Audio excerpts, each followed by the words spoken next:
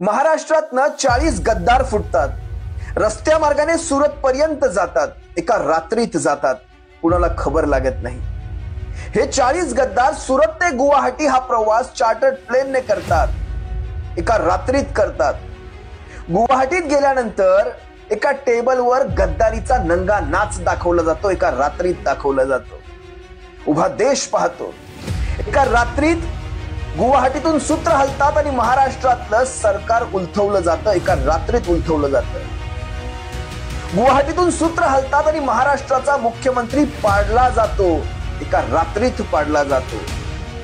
ही सारी गद्दारी जर एका रात्रीत होऊ शकते, या गद्दारांचा मोहरक्या महाराष्ट्राचा मुख्यमंत्री बनू शकतो आणि या गद्दारीमध्ये आपलं योगदान दिलेला एखादा व्यक्ती उपमुख्यमंत्री बनू शकतो, मग मला एक सांगा, तुम्ही आम्ही सारे सर्वसामान्य या बदलापुरातल्या त्या नराधमाला आपण एका रात्रीत फासावर लटकवू शकत नाही का?